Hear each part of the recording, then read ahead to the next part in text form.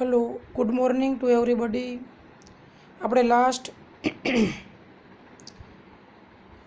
Unit 3 એમાં read 1 manage your stress, આના પહેલાંનો એક વિડીયો મેં ટ્રાન્સલેશન અને ટેક્સ્ટ સમજવા માટેનો મૂક્યો હશે. એ કદાચ ઘણા બધા વિદ્યાર્થીઓ જોયું હશે. તો આજે આપણે જે ભાષાંતર ત્યારે જોયું હતું, જે ટ્રાન્સલેશન સમજ્યા હતા, એના બાદ હવે આગળ આપણે સમજીએ અને એમનો અભ્યાસ કરીએ. લાસ્ટ આપણે ટેક્સ્ટ બુકમાં પેજ નંબર 27 ઉપર 2 પેરેગ્રાફ છે એ પૂરા કર્યા હતા. હવે આજે આપણે 28 પેજ ઉપર આગળ અભ્યાસ કરવાનો છે. એટલે 28 પેજ ઉપર a good example of the interaction, આવું વાક્ય શરૂ થાય છે. જે a good example of the interaction એ શબ્દ 27 પેજ ઉપરનો છે, પણ મેં અહીંયા પેનથી લખીને આપ્યો છે.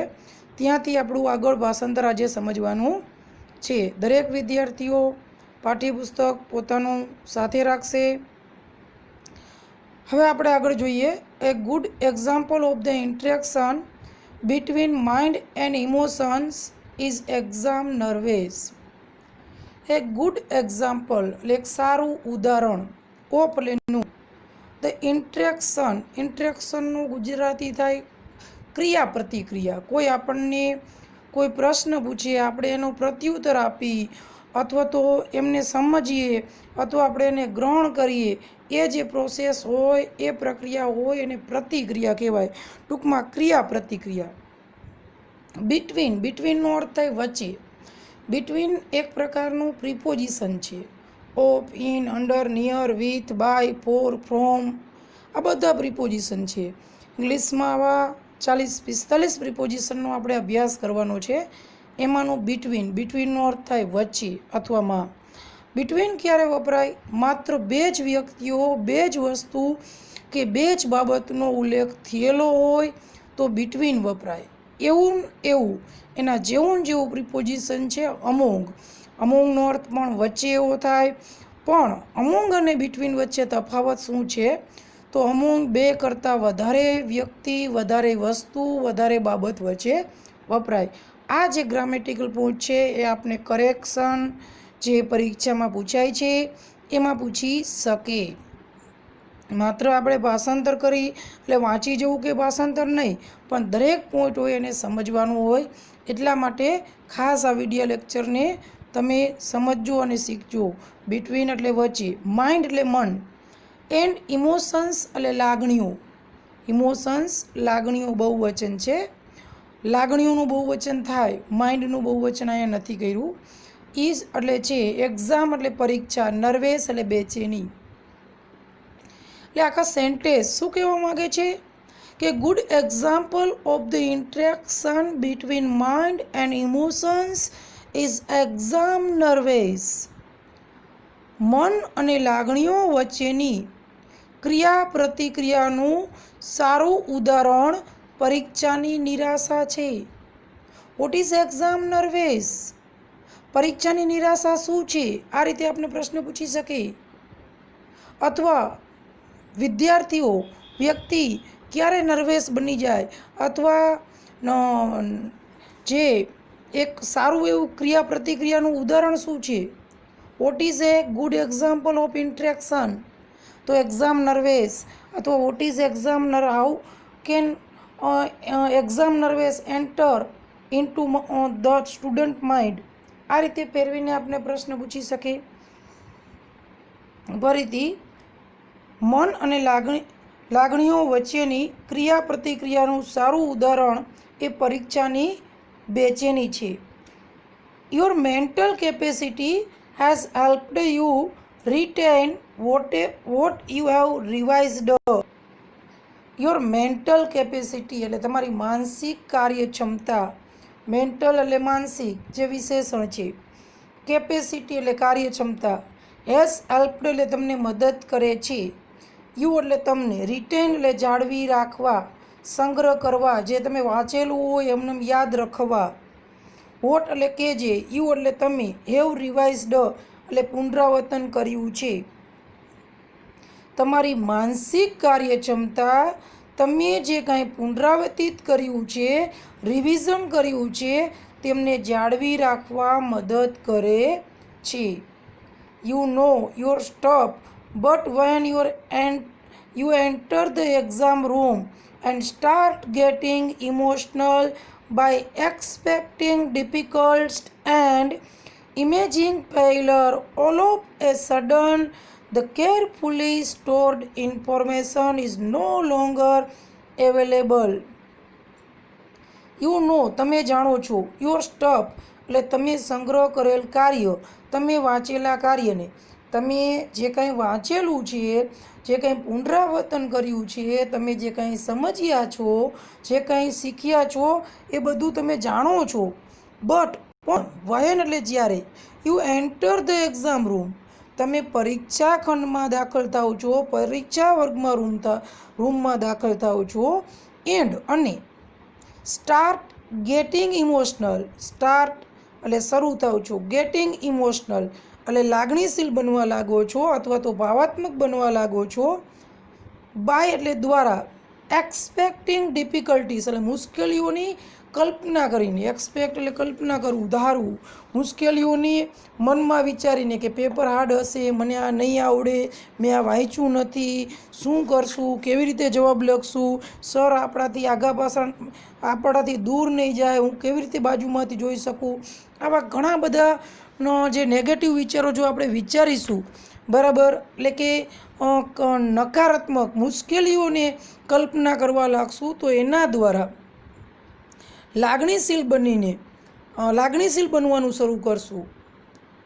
ઓલ ઓફ સડન અચાનક, ધ કેરફુલી એટલે કાળજીપૂર્વક, સ્ટોરેડ એટલે સંગ્રહ કરેલી, ઇન્ફોર્મેશન એટલે માહિતી, ઇઝ નો લોંગર અવેલેબલ એટલે વધુ સમય પ્રાપ્ય રહેશે નહીં.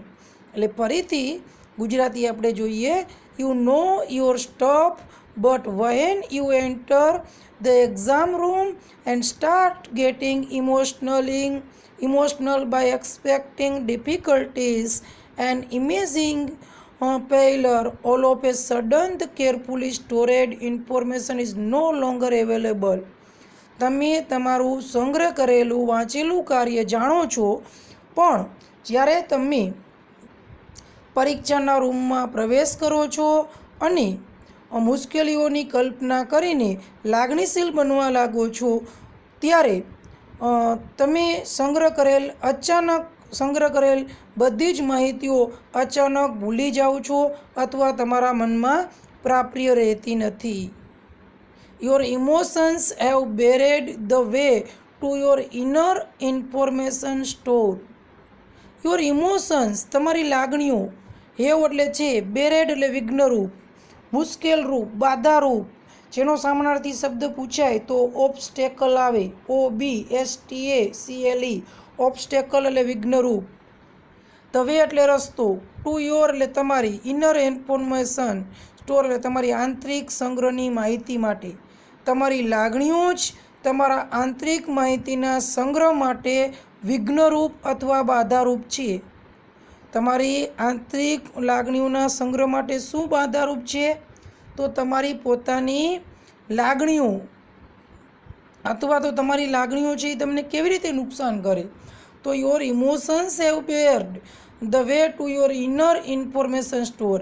તમારી લાગણીઓ જ તમારા સંગ્રહ કરેલ માહિતીના રસ્તામાં વિઘ્નરૂપ છે. Do you find yourself reacting in any of the following ways.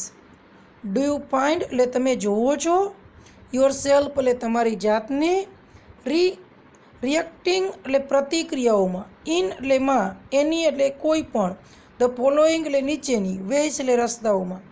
Do you find yourself reacting in any of the following ways. શું તમે નીચેનામાંથી કોઈ જ પણ પ્રતિક્રિયાઓમાં તમારી જાતને જુઓ છો?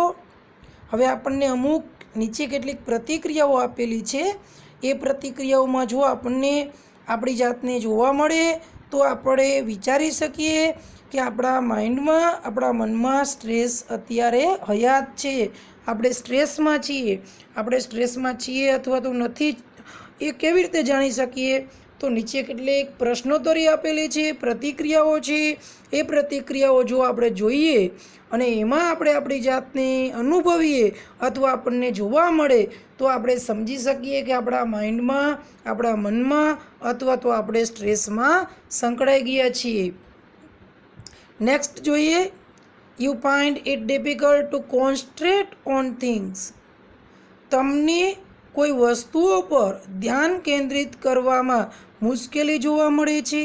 તમે કોઈ એક બાબત છે, કોઈ એક વસ્તુ છે એના ઉપર વધારે ચિત્ત એકાગ્રતાથી વિચારી શકતા નથી અથવા તો વારંવાર ધ્યાન કેન્દ્રિત કરી શકતા નથી. તમારા મનમાં કોઈ સ્થિર વિચારો રહેતા નથી, વારંવાર વિચારો આવે છે. આવું બની રહ્યું છે? આવી કોઈ તમે ફિલિંગ અનુભવી રહ્યા છો? આવી સ્થિતિમાં તમે તમારી લાગણીને જુઓ છો? Next, your memory is letting you down frequently. Letting down એટલે વારંવાર દગો દેવો અથવા દગો દઈ રહી છે. અહીંયા ઇઝ લેટિંગ ડાઉન ચાલુ વર્તમાનકાળની ક્રિયા છે, કન્ટિન્યુઅસ પ્રેઝન્ટ ટેન્સનું સેન્ટેન્સ છે. ફ્રીક્વન્ટલી એટલે વારંવાર. તમારી સ્મૃતિ, તમારી યાદશક્તિ તમને વારંવાર દગો દઈ રહી છે. વારંવાર તમારી યાદશક્તિ તમને ભૂલાવી દે છે. ઘણી વખત આપણે વ્યસ્ત હોઈએ અથવા તો બહુ કન્ફ્યુઝ હોય અથવા ઘણા બધા કામમાં હોય તો આપણે નાની એવી બાબત ભૂલી જઈએ. આપણી પાસે ખિસ્સામાં પોકેટમાં કી ભૂલાઈ ગઈ હોય તો આપણને ખ્યાલ ન હોય, વળી પાછા લેવા જઈએ. કંઈક વસ્તુ હાથમાં હોય તો એ આપણે ગોતતા હોય. આવું સામાન્ય રીતે આપણે અનુભવતા હોઈએ છીએ. એનું કારણ કે ત્યારે આપણે સંપૂર્ણ સ્વસ્થ હોતા નથી. કોઈ પણ પરિસ્થિતિ કે બાબતને કારણે સ્ટ્રેસમાં સપડાઈ ગયેલા હોઈએ છીએ. ત્યારે ઘણી વખત વસ્તુ આપણી સામે હોવા છતાં આપણે એને શોધી શકતા નથી કે અનુભવી શકતા નથી. Next, you have lots of different things on your mind but can not grasp a clear thought. You એટલે તમારે, હેવ એટલે હોય છે, lots of different things on your mind.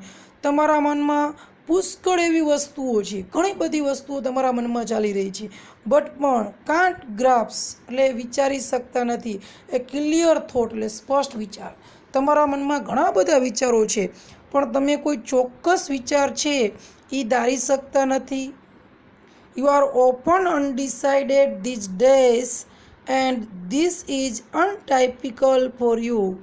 તમે હાલના દિવસોમાં વારંવાર અનિર્ણાયક લાગો છો, અનિર્ણાયક છો અને તમને તમારી જાત એટલે કે તમારી જાતને તમે બિનવ્યવહારુ પરિસ્થિતિમાં જુઓ છો. You make longer to do task but that you were able to complete quite quickly before. You make longer to do task. તમારે કાર્યો પૂરા કરવા લાંબો સમય જોઈએ છે. that કે જે you were able to complete કે જે તમે પૂર્ણ કરવા સક્ષમ હતા, quite quickly before અગાઉ એકદમ વહેલા. તમે જે કાર્યો પૂરા કરવા લાંબો સમય લઈ રહ્યા છો અથવા તો તમારે જે કાર્યો પૂરા કરવા માટે લાંબા સમયની જરૂર પડે છે એ જ કાર્યો તમે અગાઉ બહુ ઓછા સમયમાં પૂરા કરી શકતા હતા. તમે માની લ્યો કે જે દાખલાઓ, જે પ્રશ્નો અગાઉ બહુ ઓછા સમયમાં તૈયાર કરી શકતા હતા પણ અત્યારે એ જ પ્રશ્ન અથવા તો એવા જ પ્રકારના પ્રશ્નો તૈયાર કરવામાં વારંવાર વધુ સમય અથવા તો તમારે વારંવાર વાંચવા પડતા હોય એટલે કે મુશ્કેલીઓનો સામનો કરવો પડતો હોય તો એવું કહી શકાય કે આપણે બરાબર સ્વસ્થ નથી અથવા તો તણાવની પરિસ્થિતિ અથવા તો એમની લાક્ષણિકતાઓ આપણામાં પ્રેઝન્ટ યાની કે હાજર છે. You start lots of things but don't finish any. તમે પુષ્કળ એવી વસ્તુઓ શરૂ કરો છો પણ એમને પૂરી કરી શકતા નથી. If yes then it gives a sign of mental stress present in it. If yes જો હા, then તો પછી it gives a sign of mental stress present in it. જો હા ઉપરના જે વે છે, રસ્તાઓ છે, લક્ષણો છે એ લક્ષણો આપણામાં જોવા મળે તો પછી તે તમારામાં એ મેન્ટલ સ્ટ્રેસની સાઇન એટલે કે નિશાની હાજર છે એવું કહી શકાય. The better you deal with stress, the less your mental capacity will be affected. The better you deal with stress, તમે જેટલો આ તણાવ સાથે સારી રીતે વ્યવહાર કરશો, the less your mental capacity will be affected, એટલી જ તમારી માનસિક કાર્યક્ષમતાને ઓછી અસર થશે.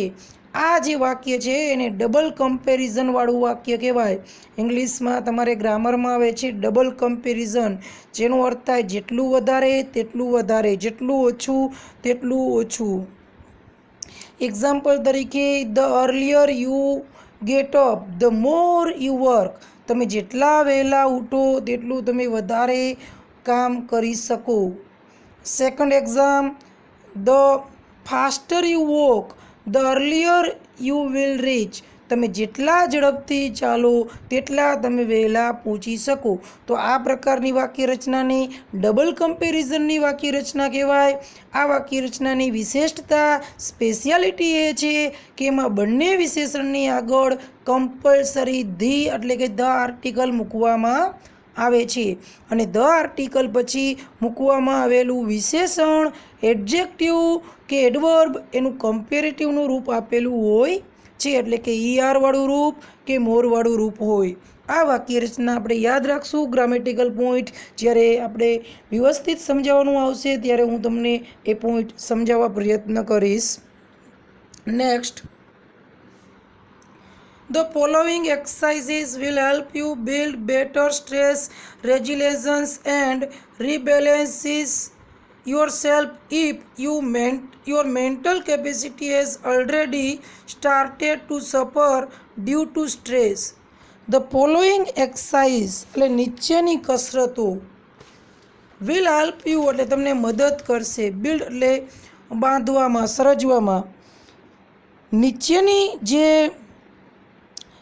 કસરતો છે જો તમે તણાવને લીધે ડ્યુ ટુ સ્ટ્રેસ, જો તમે તણાવને લીધે તમારી માનસિક ક્ષમતા પર અસર થવાની શરૂ થઈ ગઈ હોય તો નીચેની જે કસરતો છે તે તમને તમારા તણાવનું નિયમન કરવા અને તમારી જાતનું સંતુલન કરવામાં મદદરૂપ થશે. ફરીથી, જો તણાવને લીધે તમારી માનસિક ક્ષમતા પર અસર થવાની શરૂ થઈ ગઈ હોય તો નીચેની જે કસરતો છે જે આપણે હવે સમજવાના છીએ તે તમારા તણાવનું નિયમન કરવા અને તમારી જાતનું સંતુલન જાળવવામાં મદદ કરશે.